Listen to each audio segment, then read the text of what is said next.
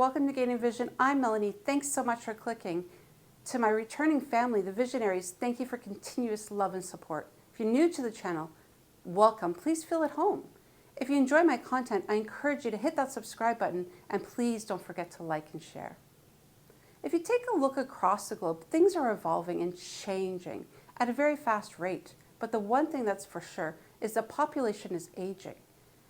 Youth are starting to play a vital role in so many different areas, in business, in education, and definitely in leadership. Yes, leadership, believe it or not. And I've been paying very close attention to South Africa as they prepare for the elections in 2024. Youth is going to be playing a big role, especially at the ballot boxes. So I've been paying close attention to the way that the political parties are utilizing youth. And I noticed across the university campuses, EFF seems to be victorious. And I wanted to find out why. I wanted to explore this. What is it about EFF that is allowing the youth to get involved in politics? I came across a video of an EFF member speaking at the University of Johannesburg. To come to interact with you as students of letters and thank the leadership of the region, Kokezo here, who has worked very tirelessly with the activists in UJ to try and campaign for our victory on Wednesday. We must not make a mistake, fellow students, of turning this campus yellow. This campus must remain red.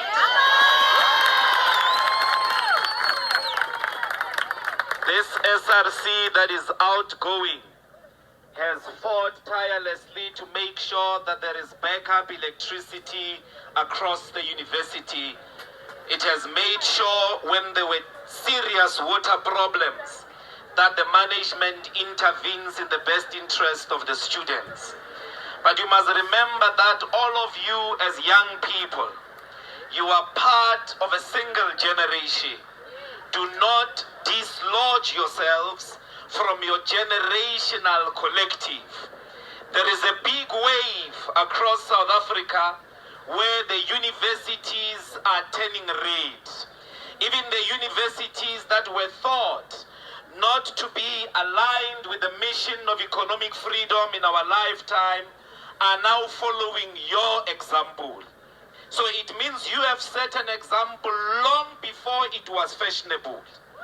And now the rest of campuses in South Africa are following your example. The other day, the students on the other side at Wits University followed your example and inaugurated an EFFSC SRC because you started by doing it. The students of University of Cape Town as well voted the EFFSC in big numbers. The students of Tshwane University of Technology did the same. The students of the University of Pretoria did the same. The students of DUT did the same. The students of MUT did the same. The students of Unilin did the same. The students of the University of Free State did the same, because the students of University of Johannesburg led by example. The other day, the Vaal University of Technology also joined. So you cannot break ranks from your generational mission. What are we doing? We are announcing as young people that 2024 is going to be our 1994. What is our mission? The mission is very simple. Our parents in 1994 attained political freedom. But political freedom without economic freedom is useless. So we are a generation that says we're not going to accept political rights that cannot give us economic freedom. We're not going to be at the same mercy of exploiters, thieves in yellow t-shirts who go to parliament to line up for tenders and afternoon naps.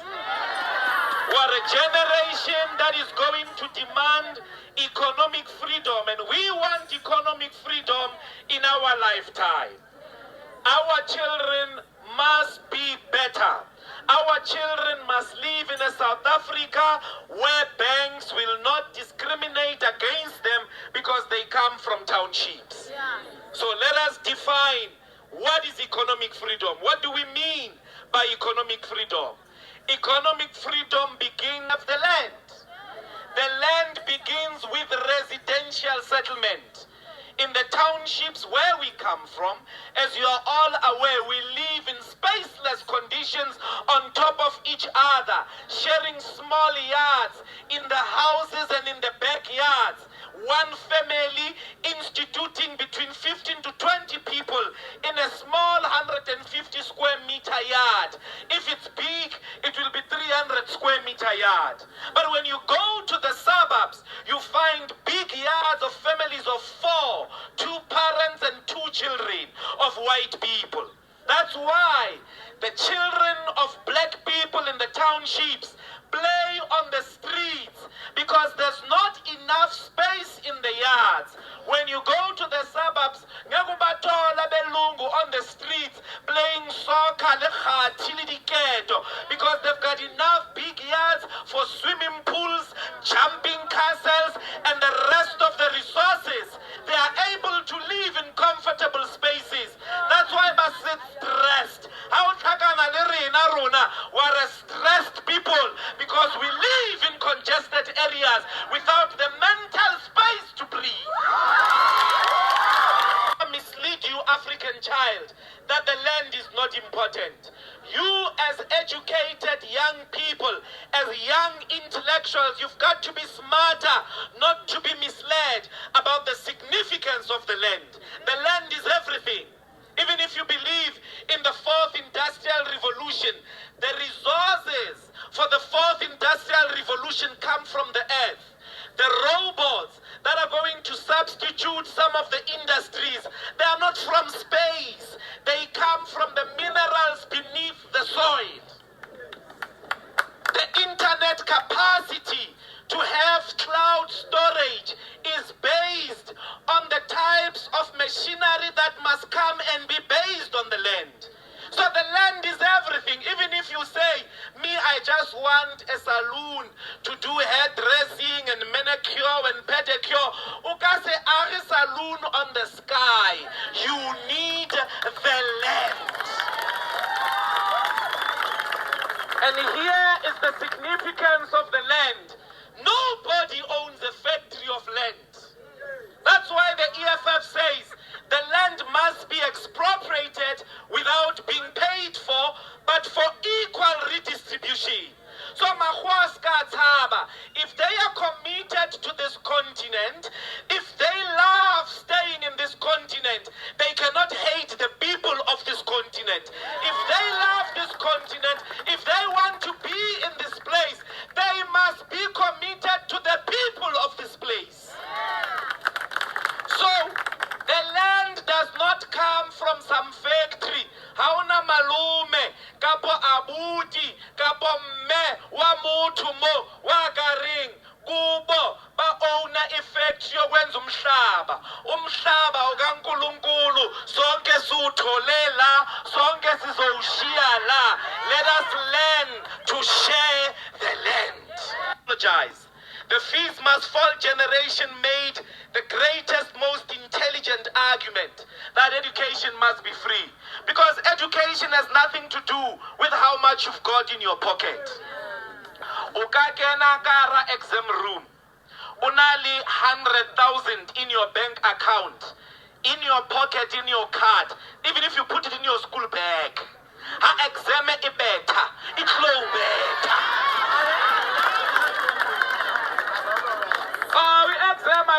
The exam what when ungenene Louis Vuitton or ungenene Dickies. Ugutu late non exeni no mubupuzi bisi no mubushu mdogo. My exam shaya yorkshire. All of us here, we remember the classrooms we were in matric. There were black young people that were probably smarter than us. that were more disciplined, that were working hard. They are not in the universities, not because they're not smart, but because they don't have the money to come and study at UJ. But education has nothing to do with money. Hey, there is a team on Saturday that won some cup. Let me tell you about that team. So that team was competing. Listen to this analogy. They were Orlando Pirates was playing against Sundowns. Sundowns is the cheese boy. Babatalwa chelete epalang ya Pirates. Marwansilikena in the field. Talente haishompi chelete.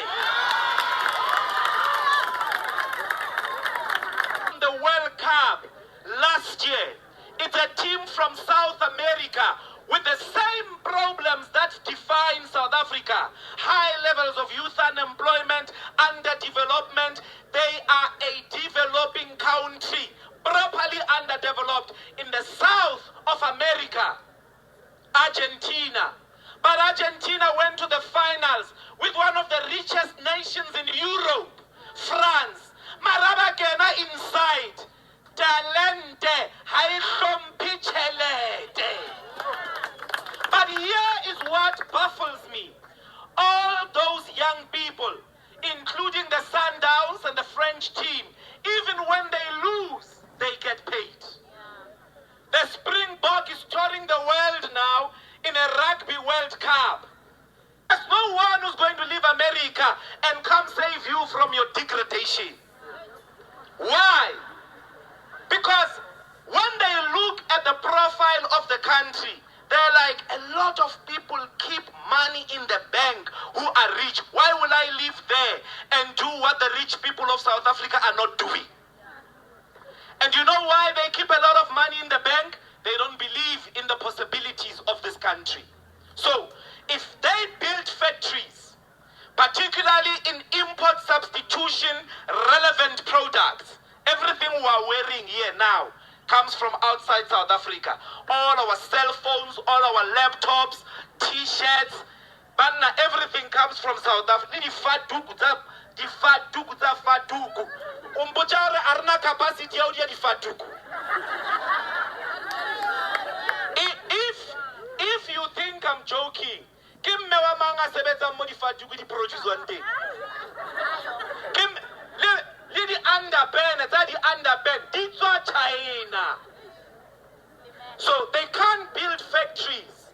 The Oppenheimers won't build factories. The Ruperts and all these big guys, they won't invest because they don't believe in the possibilities of this country. If they build a factory and in their head they think anytime it can go wrong, anytime the country can collapse, then they can't pick up a factory and go to Dubai. They can't pick up a factory and go to Australia. So they keep they keep a lot of money in the bank, so that if in any way they doubt that something wrong is going to happen, it's one-way flight ticket to Australia. But the money is in the bank. That is the truth. South Africa's government budgets over R1 trillion annually, and they spend majority of that money in goods and services, in salaries and service delivery. Where do they bank this money? They bank it in the white-dominated banks, white-owned banks of South Africa. Your money, your tax money, from VAT, when you buy bread, you are a taxpayer. As long as you buy anything in South Africa, you are a taxpayer. You're not a taxpayer by only being a person from whom a tax is deducted from their salary. You are a taxpayer merely by participating in the buying of goods and services in South Africa. But that money is in the banks, your money. But if you live here with a brilliant business idea, you won't get funding from Standard Bank. I don't care how brilliant your business is. Merely because you are black, you won't get funding from Standard Bank, FNB, ABSA, all those banks. They totally discriminate surety. Surety when my parents don't have the land. Surety when my parents don't even own the house that they are living in. We need a bank that is not going to discriminate against black people.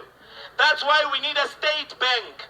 And we need a state bank which is going to waste money on black talent the same way white banks waste money on those white kids who, when you live here, you are going to report to them. Some of them you are more educated than them. Even the ones that you are educated equally to, they will earn more money than you simply because they are white. This is the truth. All of those young people inside that team, even the ones that are sitting on the bench, are getting paid. They are paid because they are talented. The country is able to accept that logic. If they are paid because of their talent in soccer, in rugby, how much more with your talent for mathematics? How much more with your talent for accounting, for history, for engineering? How much more with a talent that is academic? That's what fees must fall. In essence, was you should be paid for being smart. You should be paid because your talent won't end when you are 34. Once you graduate here with an engineering degree, it's a benefit to the whole. Not the other way around. You chose us as a smart, talented, young black woman. We are proud. We're going to give you a salary for the rest of your time here just for choosing us. You should get your allowance for accommodation. You should get your allowance for entertainment. You should get your allowance for academic activities.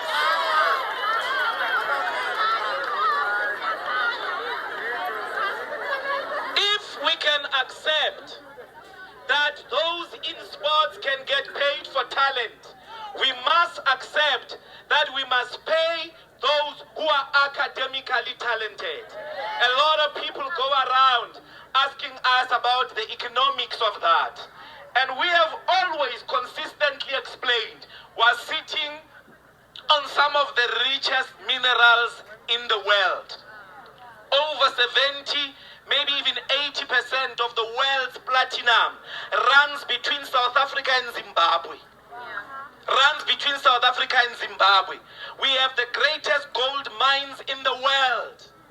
Why are those minerals benefiting the few fantonders of the world?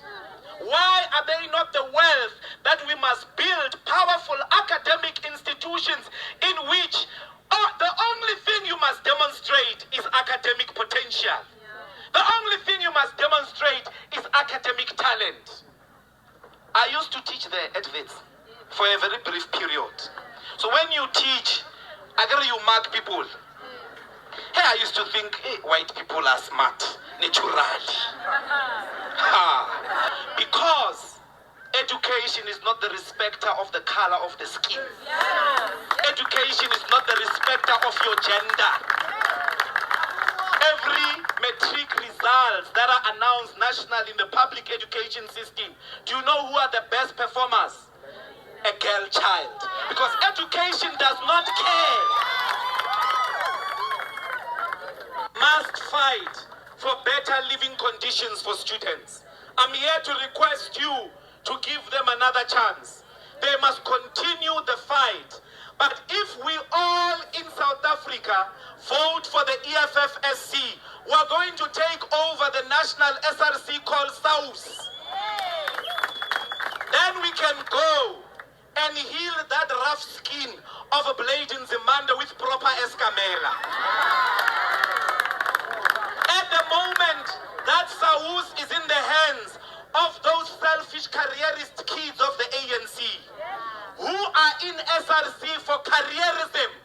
They are not in SRC for the collective interest of the students. They want careers. But they get proximus to the ministers, the MECs, even the leaders of state-owned companies. This SRC for the collective interest of the students. We must fight that campus health must be free. Campus health must be free and the clinics in campus must open 24 hours. And if they can give us condoms for free, there must be a sanitary towel for free. We must fight for proper conditions for academic activities. There must be high-speed internet everywhere, including here in the parking lot, in the buses, in the bathrooms, everywhere. Because we're in a university. We're in a university. As a factory, it's a university. We're here to engage in ideas. Abe idea itla only anywhere. Idea I hate to go guy. We got really busy in a club. If you get idea, you are able to scribble it down and go back and expand on it. There must be free, high-speed internet everywhere. Our SRC must fight for that. Protest against the fees. And we know that the corruption associated with NSFAS.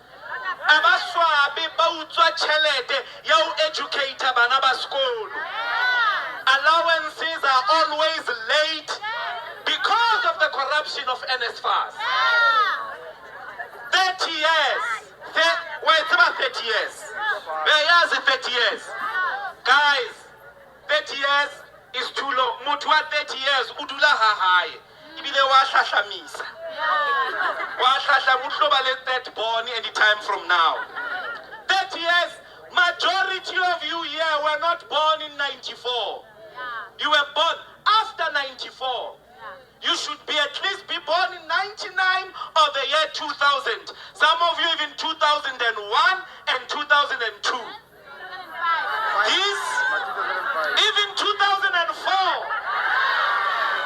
2005. I was doing my first year in 2004 at Wits, when you were being born. That's how long the ANC government has been in charge of the country. You cannot allow this country in 2024 to fall in the same hands of the people.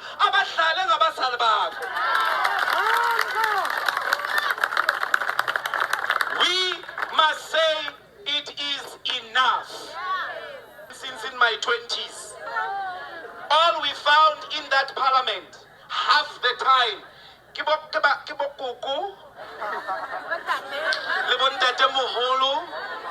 the sugar diabetes, the high blood. Parliament sits in terms of the National Assembly at 2 o'clock.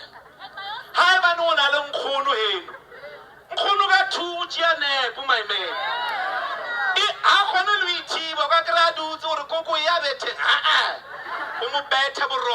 Defeated. Why? She has been there. It's time for her to relax.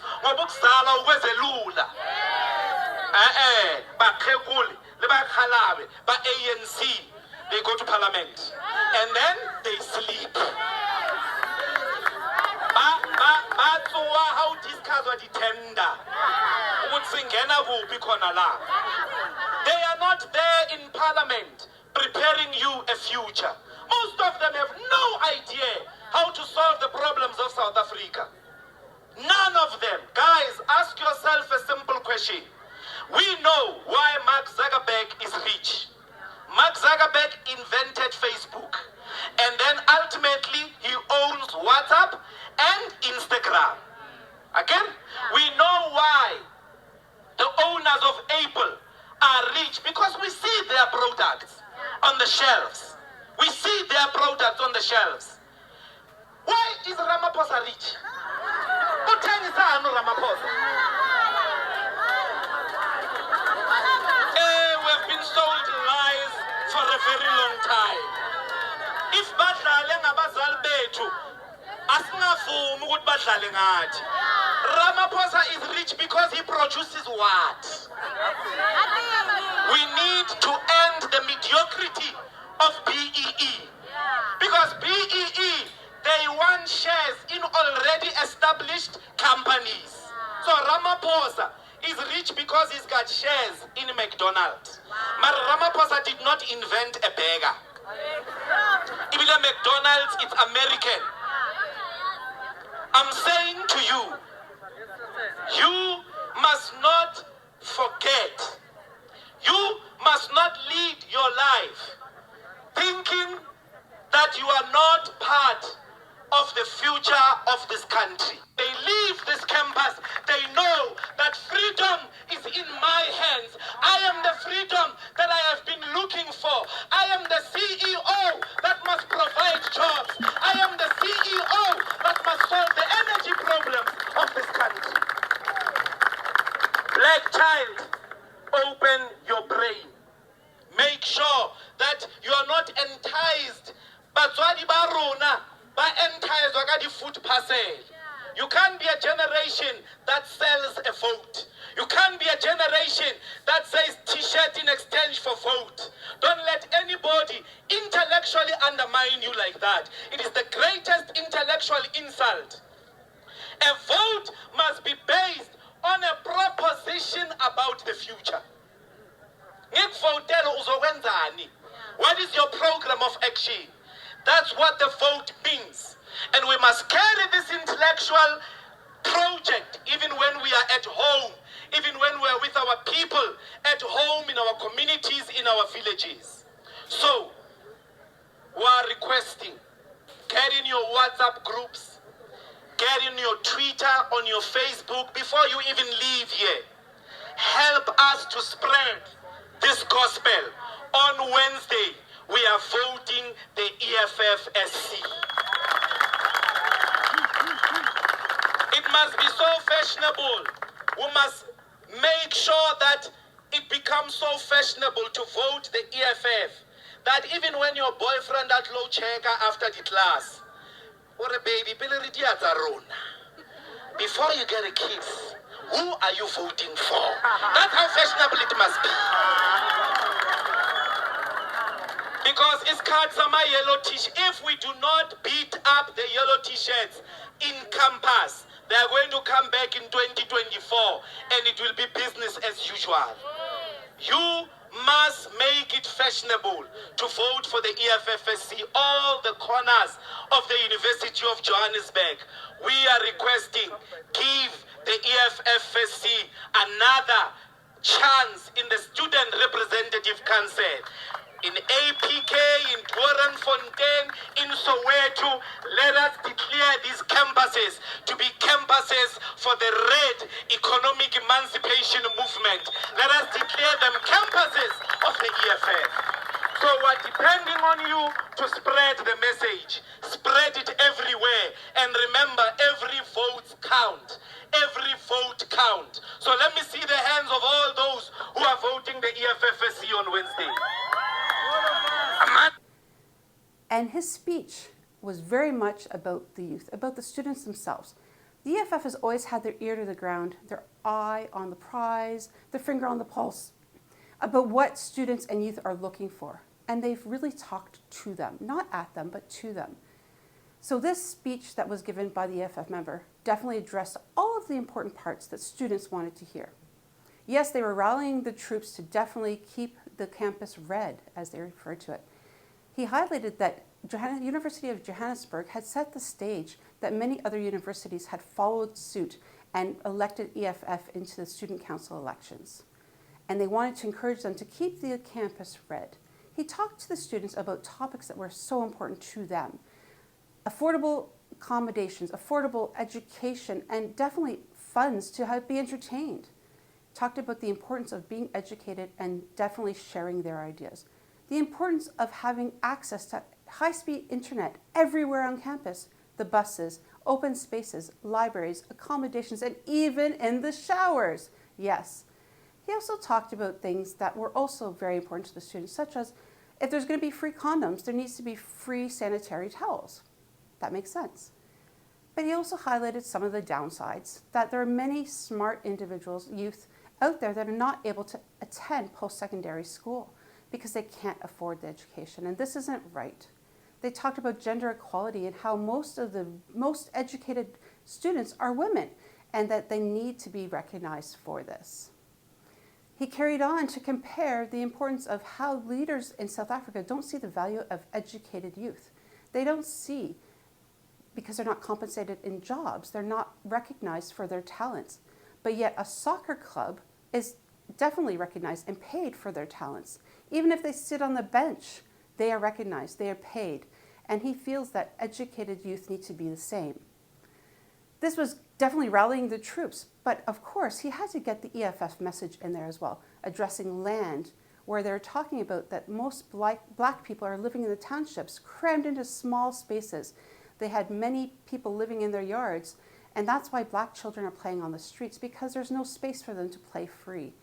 Talked about the white people living in the suburbs with lots of land, with only a family of 4, and lots of places to play, including swimming pools and bouncy castles.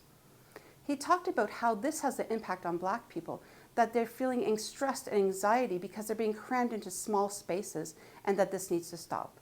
He addressed the fact that land ownership is definitely a priority, even if you want to have a business, be able to own residential property, and talk to this so that the students were paying very close attention, because after they leave school, they're going to be out in the real world where they're going to need to acquire land, and they're definitely going to want to have a business. He talked about the differences again between white people and black people in the way they're compensated and recognized in the workplace, but also inspired and empowered these students to take on ownership of this and wanting to have economic financial freedom, as EFF does. Of course, EFF also talked about nationalizing the banks, having their own banks, and of course why this would benefit the students. Tying all of the stance of EFF to the students was brilliant because they were captivated. They were there listening to every word.